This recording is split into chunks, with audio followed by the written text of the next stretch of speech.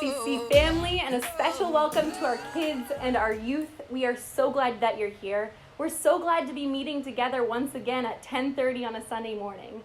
And we are so thankful that you are being faithful in meeting with us, and more importantly, in meeting with God this morning. So we just pray that everything that's said today, above all and through all, you would hear God's voice speak to you, and to be faithful in responding to your faithfulness to him in showing up this morning. So last week we looked at the verse, "Do not grow weary in doing good." And we focused on the second half of that verse. What does it mean to be good? Oh, right. It means reflecting the goodness of God to those around us, because we serve a good God. This week we're going to flip to the front half of the verse. And we're going to look at the "do not grow weary." Now, before we get started there, I'm wondering how many of you had a garden this summer. Hopefully, some of you worked or looked at the community garden we have, and we just tore it down yesterday, Saturday. And so I know we're just coming to the end of a season, and now it's getting cold, and we're hardly even thinking about gardening until next year. But today's story is going to come from my own gardening experience. We planted kale, delicious vegetable, in our garden this year. And one morning I went out and I saw the kale was ready to be harvested. And so I took some out and I plucked it. But after I plucked it, I actually left it sitting on the edge of the garden bed and completely forgot about it. It sat out in the sun, not connected to its water source. And when I came back, it looked like this. Floppy, awful, no good. With little hope, I decided, hey, you know what? What makes kale stand up is actually water, right? Water is the thing that sustains it. Water is the thing that allows it to be alive, have life. Maybe, with a very little hope, if I put it in some water, it will perk up. Again, I had very little hope, but I thought, let's give it a shot. Later that day, no, this is not the same piece of kale, but bear with me. Later that day, I went in and I saw a gorgeous, edible, thankfully, piece of kale. And I thought, oh my gosh, this is amazing. What it needed is to be connected to its source, an ability for life.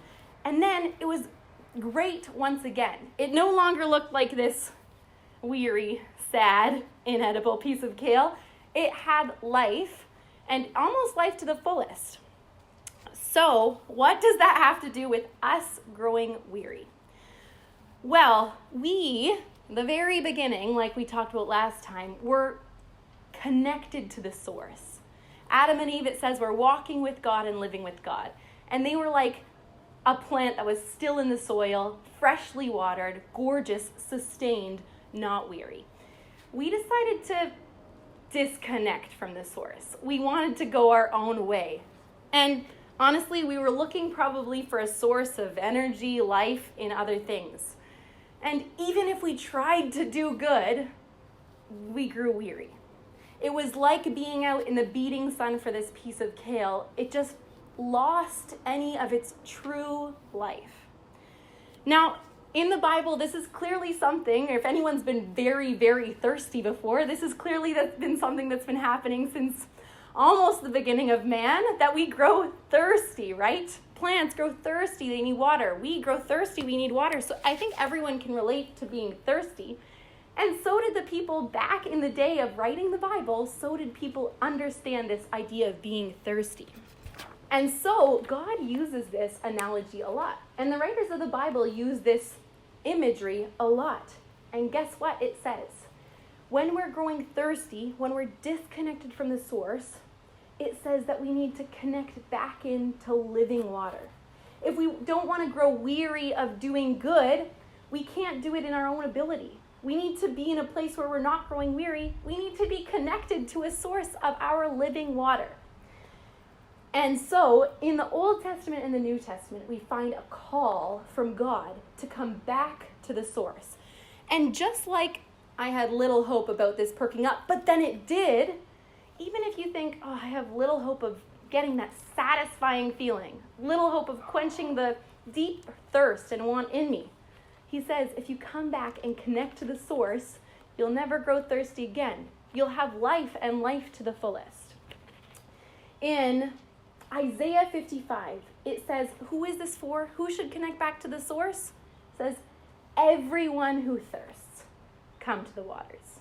That's the first thing. We get a call. If you're feeling weary, if you're feeling thirsty, everyone with that feeling is called to come to the waters. And it says, those who come to the waters, they will not hunger or thirst, nor will the scorching heat or sun strike them down. For he who has compassion on them will lead them and guide them to springs of water. Guide them to springs of water, something that will satisfy. In the very first song, the very, very first one, it says, blessed is the one who does not walk in the step of the wicked, or stand in the way that sinners take, or sit in the company of mockers, but whose delight is in the law of the Lord, and who meditates on his law day and night. That person is like a tree planted by streams of water, which bear fruit in their season, and whose leaf does not wither. Whatever they do prospers. We clearly see what it means to not grow weary, to have this life in us, to have this living water flow through us. And in Psalm 1, we see the psalmist writes that those who delight in the law of the Lord. What does that mean? People who connect back in with God. People who are reading their Bible regularly and allowing God to fill his life inside of us. That's when we will not grow weary of doing good. And he says, everyone who gets that feeling, everyone who's growing weary, finding it difficult to do good because they're not connected to the source of this, everyone come. Experience these living waters I have for you. Let me quench that thirst and plant yourself by my streams of living water. And then your leaf will not wither. Isn't that amazing? Isn't it amazing that God plans for us not to be thirsty, scorched by the sun, withering, weary of doing good, but he plans for us to connect in with him, the source, so that we can reflect his goodness to those around us. Amazing that God is this satisfying life for us, satisfying water. Tells us in the New Testament that we will never be thirsty again if we remain with him. Finally, it says in Matthew 5:6, blessed are those who hunger and thirst after righteousness, for they shall be satisfied. So, I hope that you'll remember this, the imagery of the withered leaf and the prop back up again, because there's hope for every one of us, because we're all called to come to the waters.